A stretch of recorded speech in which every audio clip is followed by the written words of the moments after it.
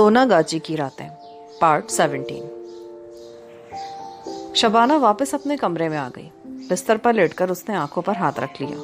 उसे गजाला और अम्मी याद आ गई। वो फूट फूट कर रोने लगी। काफी देर तक रोने के बाद जब उसके दिल का गुबार हल्का हुआ तो उठकर मुंह हाथ धोया, गाड़ी निकाली और नहर के साथ साथ शुमाल की तरफ चल दी।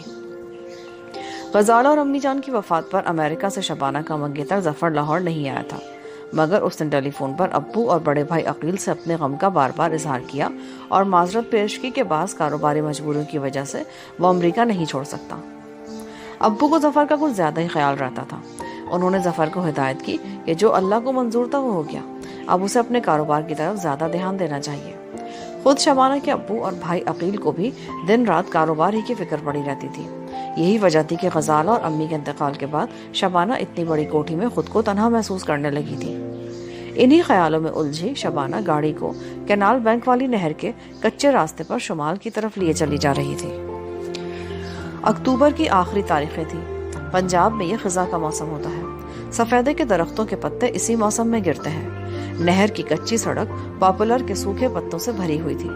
दरख्तों की शाखों पे जो जर्द पत्ते लगे रह गए थे वो हवा के झोंकों से टूटकर चकराते हुए नीचे गिर पड़ते थे। शीशम के दरख्तों पर पत्तों ने अभी गिरना शुरू नहीं किया था।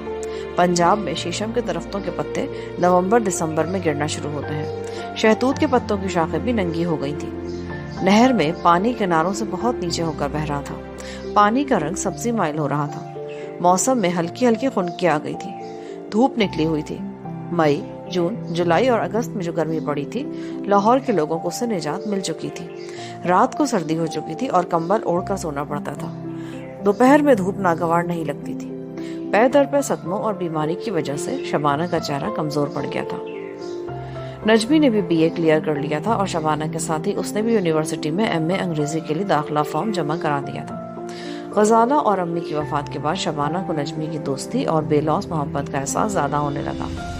पहले वो नजमी से जो कभी कभी बेअतनाई बरत लेती थी, अब उसने इस आदत को तर्क कर दिया था। वो नजमी का पहले से ज्यादा ख्याल रखती थी, लेकिन अभी तक शबाना ने उसे राहिल के बारे में कुछ भी नहीं बताया था।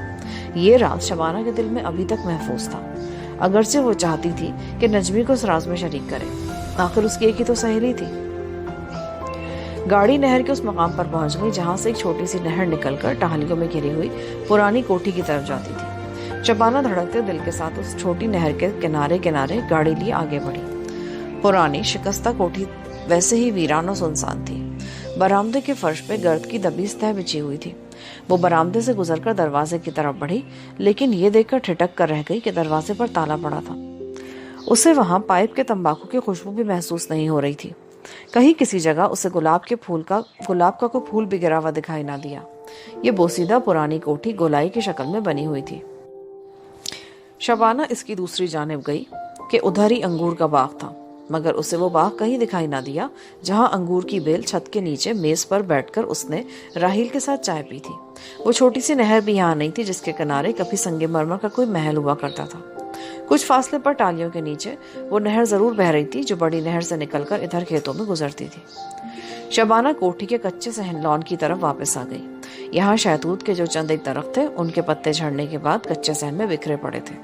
टाली के पत्ते अभी अपनी शाखों पर ही लगे खिजा की बारिश का इंतजार कर रहे थे। कब खिजा की पहली बारिश हो और दरख्तों के पत्ते गिरना शुरू हो जाए। एक जानिब छप्पर के नीचे पुरानी जंग खुर्दा बग्गी वैसे ही पड़ी थी। कोई नौकर या चौकीदार भी कहीं नजर नहीं आ रहा था। शबाना गाड़ी में बैठकर वापस रवाना हो गई। वक्त गुजरता चला गया। शबाना और नजमी को यूनिवर्सिटी में एमए अंग्रेजी में दाखिला मिल गया। शबाना ने सारी तवज्जो अपनी पढ़ाई की तरफ मबजूल कर दी। कभी कभी उसे राहिल का ख्याल जरूर आता। उससे मिले एक अरसा गुजर गया था। उसने कहा था, मैं दरिया इरावती के शहर रंगून जा रहा हूँ, क्या तुम मुझसे मिलने वहां आओगी? जरूर वो रंगून जा चुका होगा। शबाना ये सोचकर खामोश हो रहती।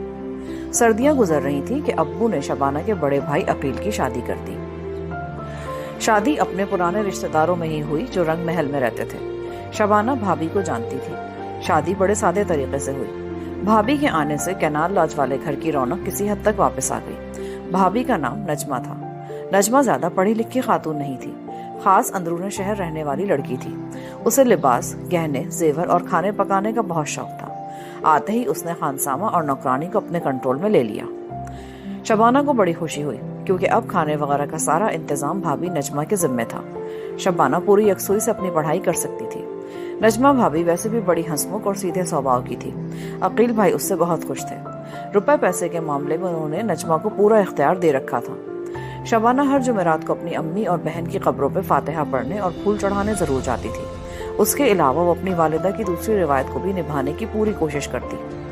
مہینے کی آخری جمعرات کو ابو کے ساتھ موچی دروازے والے اپنے پرانے مکان کے شیش محل میں دیا جلانے اور پھول چڑھانے ضرور جاتی تھی۔ شبانہ کی امی نے اپنی موت سے کچھ روز پہلے اپنے خاوند اور شبانہ کے ابو کو اپنی آخری خواہش ان الفاظ میں بیان کی تھی کہ میری موت کے بعد شیش محل والے پرانے مکان کو ہرگز فروخت نہ کرنا، نہیں تو میری روح کو بہت تکلیف پہنچے گی۔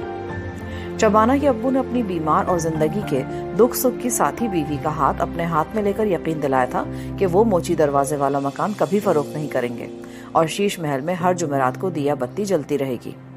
مگر شبانہ کے ابو ہر جمعرات اب شیش محل خود نہیں جاتے تھے، بلکہ چوکیدار کو کہہ دیا تھا کہ وہ جمعرات کی جمعرات شیش محل میں اگربتیاں جلا دیا کرے، بتی وغیرہ بھی جلا دیا کرے۔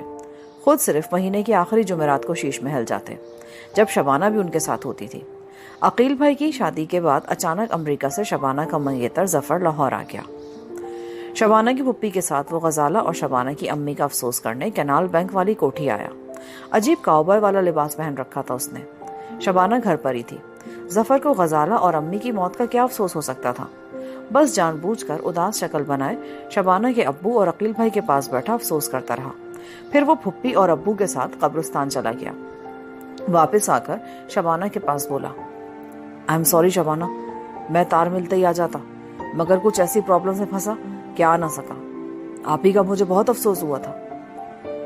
شبانہ نے بھی ایک دو رسمی سے جواب دیے اور یہ کہہ کر بھابھی نجمہ کے کمرے میں چلی گئی کہ بھابھی نے اسے بلایا ہے۔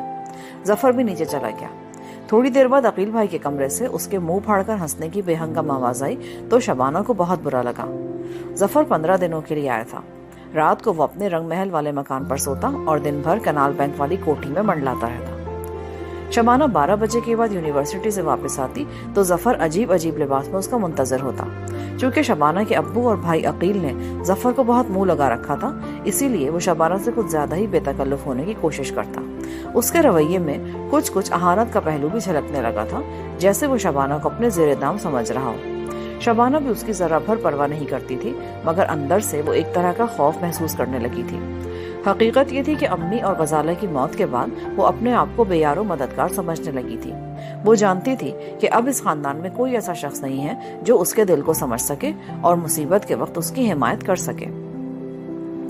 ظفر کی ماں نے شبانہ کے ابو سے ایک بار پھر بیاہ کی بات چھیڑ دی اور کہا کہ بچی کو آگے پڑھا کر کیا کر لو گے؟ ظفر آیا ہوا ہے، 4 کلمے پڑھا کر اس کے ساتھ ہی امریکہ بھیج دو۔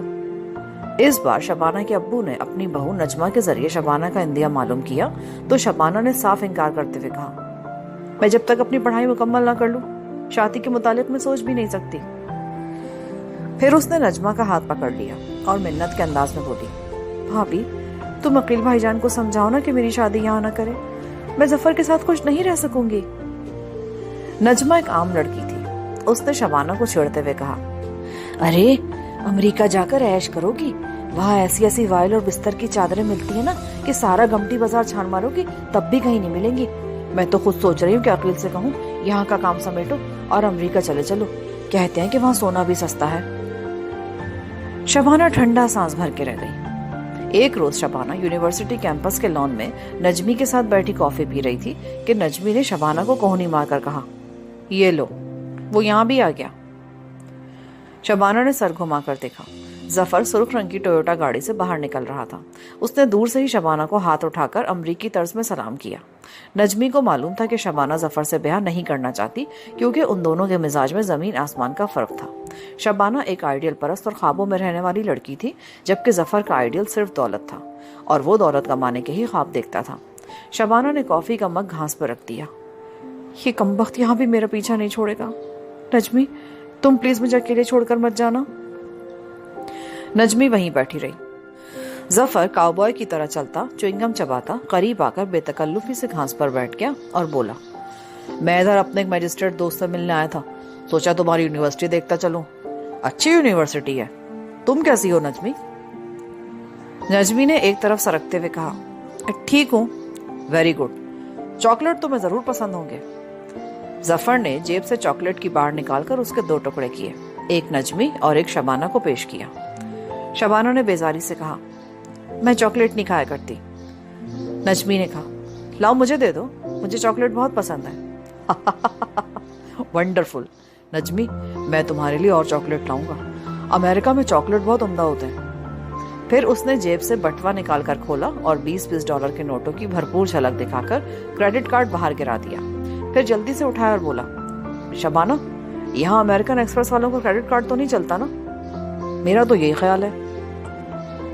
मुझे क्या मालूम, शबाना ने मुंह सुकड़ते हुए कहा। तुम किसी बैंक से दरियाफ्त कर लो ना, नजमी बोली।